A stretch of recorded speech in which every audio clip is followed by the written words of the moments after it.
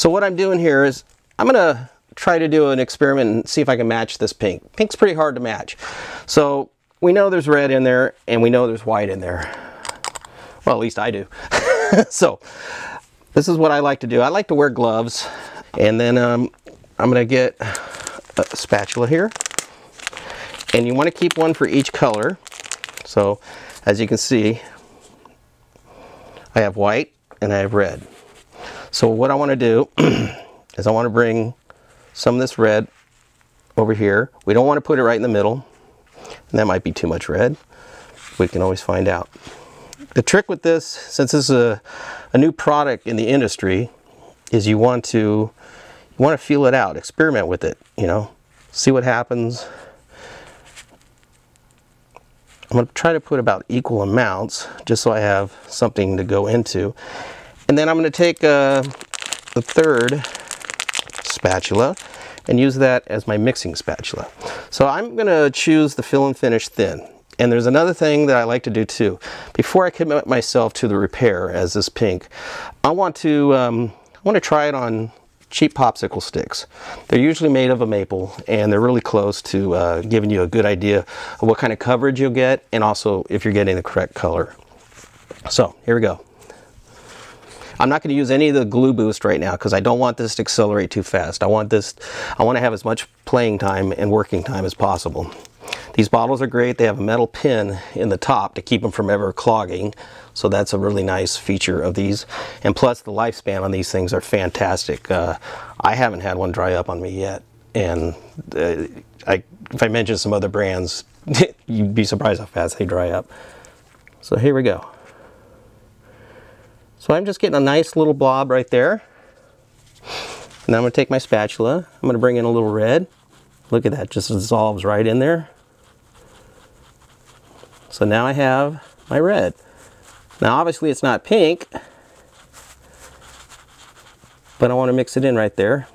And sometimes you'll get a couple little granules here. They smash right out, it's no big deal. So now I got a really cool looking red right there. Now I'm going to bring in some white.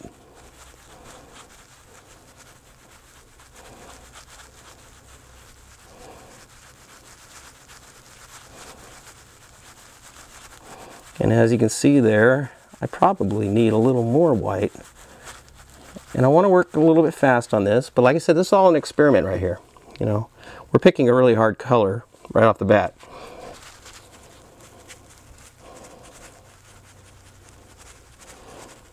Okay, so as you can see right there, I'm getting a nice pink. And like I said, if you can make pink with the other colors, you're not going to have a problem at all. Because they're earth tones, the browns and such like that. So I got what I feel is a pretty good match right there. And look, I still have some playroom here. So I just want to mix it up a little better. And now I know in my head the ratio to make this color. So I'm going to put a little bit of this right here, because it's another good area to test inside the neck pocket. And this is a factory pink from the late 80s from Fender itself. So they would have all their colors all mixed up, which is easy for them to paint them, hard for me to touch up.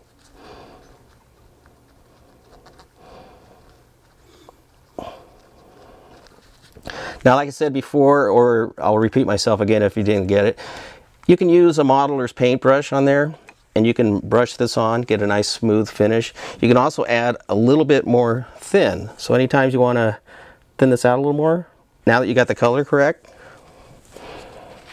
And don't be afraid. You know, this stuff's not going to dry up on you really fast because it's so fresh and it's stable. But I'm just using the palette spatulas because I want to show you how easy it is to work with. And now I'm going to come in with the Gluboost. Now that I feel like I have the color, I don't want to sit around and watch glue dry. And I want to show you how it doesn't bubble over. All right. Solid. So I'm going to take off my gloves. There it is. Now if it's a little rough like that, like I said, using the paintbrush is a little easier, but you can sand through this and then you can add another coat. So let's say there's a huge ding inside here, or somebody had drilled a bunch of extra holes all around here and put in, I've seen everything. So just, you know, whatever colors you need to mix up, you can usually drop fill these with toothpicks until they fill up, and it works really good. So that's how we get our color match. And like I said, if it's not right, just come back. Look, it's still, the viscosity is still there, and you can add a little more white to it. And as you saw, the red's just a beautiful cherry red. It's very close to the aniline dyes that Gibson would use back in the 50s. So this is just great for me to touch up a vintage instrument where I can't get the color correct, and now I can. And I can have a permanent, flexible, that's what's so good about this stuff. This bends with the wood. And also, the best part of this, which I didn't mention, is if you're going to shoot lacquer, you can shoot lacquer over this. So I could sand this down to about 320 grit, 400 grit, shoot nitrocellulose lacquer, any lacquers, and do a complete restore. And nobody would notice. And it's fantastic.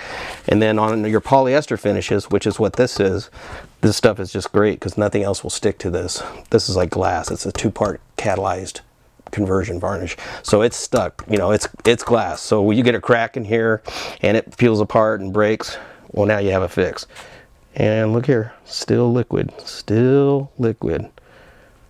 I love this stuff. I'm telling you, this is a game changer. I'm Tracy Longo from Guitar Tech Corner.